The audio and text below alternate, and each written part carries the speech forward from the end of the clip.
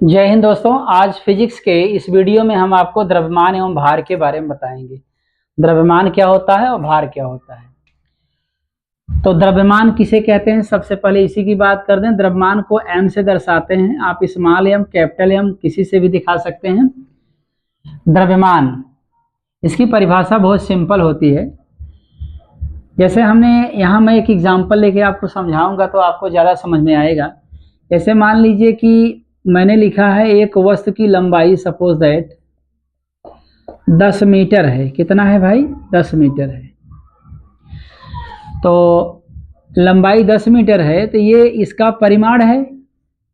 इस भौतिक राशि का ये क्या है? परिमाण है, लंबाई का परिमाण है। इसी परिमाण को इस वस्तु का द्रव्यमान कहते हैं। परिमाण को इंग्लिश में मैग्नीट्यूड कहते हैं।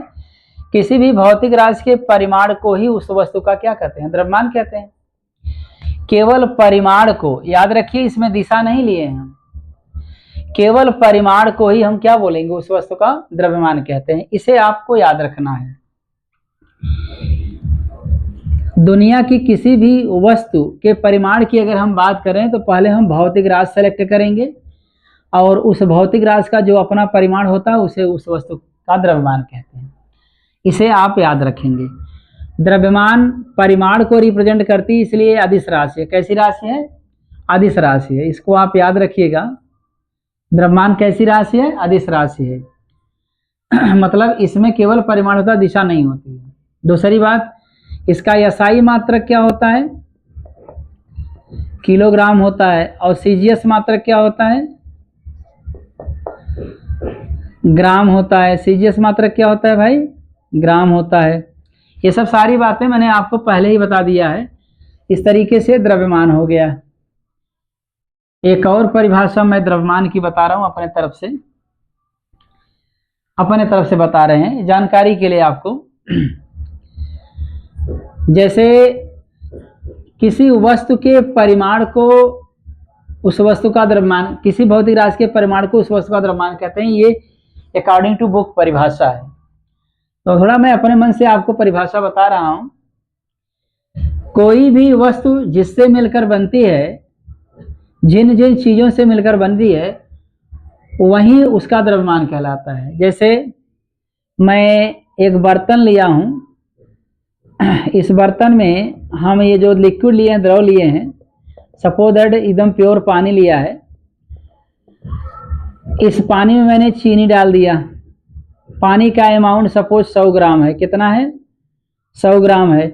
और चीनी मैंने डाल दिया इसमें, मान लीजिए 20 ग्राम मैंने डाल दिया चीनी।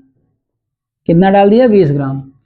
अब ये घुल करके एक विलयन बन गया। तो विलयन का द्रव्यमान कितना हो गया? कुल 120 ग्राम हो गया। अगर हम पूछें कि शरबत का, इस विलयन का द्रव्यमान कितना है, तो आप बताएंगे 120 ग्राम। पूछें किन किन चीजों से मिलकर बना है, तो आप बताएंगे 100 ग्राम पानी है और 20 ग्राम क्या है? चीनी है। ये पानी है, याद रखिएगा। और इसको मैंने क्या माना? चीनी मान लिया, या नमक मान सकते हैं आप। इन दोनों को मिला करके अगर मैं पूछूं कोई भी वस्तु जिससे मिलकर बनती है वही उसका द्रव्यमान कहलाता है। जिससे मिलकर बनेगी, जितने जितने अमाउंट में मिलकर बनेगी, वही उसका द्रव्यमान बोला जाता है। ये द्रव्यमान की परिभाषा हो गई। और इसके बारे में कुछ अतिरिक्त चीजें मैंने बताया। अब भार के बारे में आप जरा सोचिए। भार किसे बोलेंगे? भार को W से रिप्रेजेंट करते हैं, इंग्लिश में वेट कहते हैं, इसीलिए W से रिप्रेजेंट किया जाता है। भार की बड़ी सीधी परिभाषा होती है। भार, दुनिया की किसी भी वस्तु का भार अगर आपको निकालना है, आप कहाँ निकालते हैं ये डिसाइड करना है आपको। जैसे पृथ्वी पर निकालते हैं तो पहले आप परिभाषा सुन लीजिए इसकी होती क्या है। जैसे मान लीजिए एक एग्जाम्पल आप समझ लीजिए, भार की परिभाषा आपको समझ में आ जाएगी। जैसे इस वस्तु का द्रव्यमान m है मान लीजिए, और हम देख रहे हैं कि पृथ्वी इसको कितने गुरुत्वाकर्षण, कितने आकर्षण बल से इसको खींचती है। पृथ्वी द्वारा इसके ऊपर आकर्षण बल लगाया जाएगा। आकर्षण बल लगने से ये वस्तु नीचे चली जाएगी। पृथ्वी इस पर आकर्षण बल लगाएगी या गुरुत्वाकर्षण बल लगाएगी। जितना गुरुत्वाकर्षण बल लगाएगी उतना ही इस वस्तु का भार बोला जाएगा। अगर पृथ्वी इसके ऊपर 100 न्यूटन का गुरुत्वाकर्षण बल लगाती है तो इस वस्तु का भार 100 न्यूटन होगा। 200 न्यूटन लगाती है तो इस वस्तु का भार 200 न्यूटन होगा। कितना आकर्षण बल लगा रही, जितना पृथ्वी आकर्षण बल इसके ऊपर लगाएगी, उसी आकर्षण बल को इसका क्या बोलेंगे, भार बोलेंगे। और अब आप देखिए भार कैसे निकालते हैं। भार निकालने के लिए किसी वस्तु के द्रव्यमान में स्मॉल जी का गुणा कर देते हैं। किसी वस्तु के द्रव्यमान में स्मॉल जी गुणा कर देंगे तो उस वस्तु का भार निकल जाएगा, W निकल जाएगा। फिर से सुन लीजिए, किसी वस्तु के द्रव्यमान में आप स्मॉल जी गुणा कर देंगे, वो भार के बराबर हो जाएगी, मतलब उसका भार निकल जाएगा।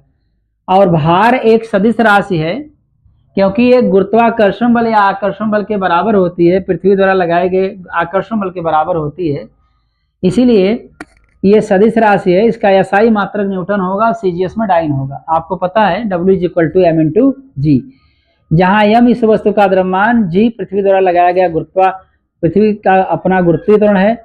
इस समय जो गुरुत्वीय त्वरण इसके ऊपर काम कर रहा है, स्मॉल जी का मान जो भी हो आप रखेंगे, स्मॉल m में आप गुणा कर दी स्मॉल जी तो भार निकल जाएगा। इस तरीके से आप भार की परिभाषा बोल सकते हैं। एक बार परिभाषा फिर सुन लीजिए। पृथ्वी द्वारा किसी वस्तु पर लगाया गया गुरुत्वाकर्षण बल या आकर्षण बल उस वस्तु का भार कहलाता है। इसे W से दर्शाते हैं, यह सदिश राशि है। इसका एसआई मात्रक न्यूटन और सीजीएस मात्रक डाइन होता है। और इसकी बीमा आप जानते हैं, चूंकि बल है इसीलिए बीमा क्या हो जाएगी, mLT⁻²। इसकी बीमा क्या होगी, mLT⁻²। बल की बीमा के बराबर होती है, चूंकि बल के बराबर है। तो उम्मीद करते हैं दोस्तों ये वीडियो आपको पसंद आया होगा। अगली वीडियो में आपसे फिर मिलेंगे, तब तक के लिए धन्यवाद।